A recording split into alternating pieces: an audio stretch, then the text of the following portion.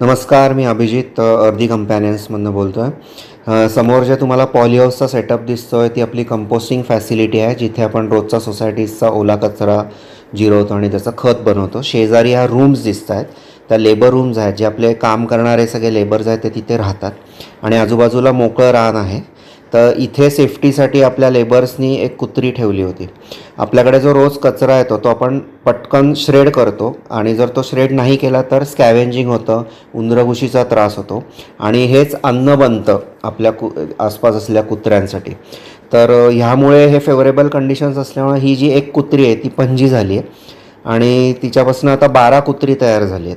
तर ह्या कुत्री सेफ्टीसाठी जरी असली, त्यांची योग्य काळजी घेत असलो आणि श्रेडिंगसारखी ॲक्टिव्हिटी करून इतर सिच्युएशन्स अनफेवरेबल करत असलो त्यांच्यासाठी, तरी पण त्यांचा त्रास होतो की पॉलीहाऊसचं इन्फ्रास्ट्रक्चरचे पेपर फाडणं, आपले विंडोज झाकलेले पेपर फाडणं किंवा आजूबाजूला पोल्ट्रीज आहेत तिथे जाऊन त्रास देणं. तर ह्याचं काय करायचं हा एक मोठा आमच्यासमोर प्रश्न निर्माण झाला. कंपोस्टिंग करता करता हाही प्रश्न सोडवायला लागला.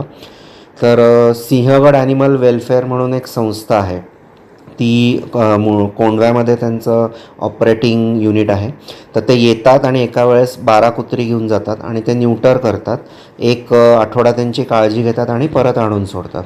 तर गेले 1 महिनाभर आम्ही त्यांच्याबरोबर फॉलोअप करत होतो. शेवटी मला त्यांची वेळ मिळाली आणि एक 2-3 दिवस अगोदर परिश्रम केले की सर्व कुत्र्यांना एकत्र कसं आणता येईल आणि शेवटी ह्या लोकांनी 6 कुत्री नेली. ते 12पैकी 6 कुत्री नेण्यामध्ये आम्ही यशस्वी ठरलो. बाकीची इकडे तिकडे पळाली. तर ही 6 कुत्री आज आपण न्यूटर करायला त्यांच्या फॅसिलिटीला पाठवलेली आहेत. तर अशा प्रकारे आम्ही हा प्रश्न सोडवण्याचा प्रयत्न करतो आहे. बघू पुढे ह्याचं काय होतं आहे. धन्यवाद.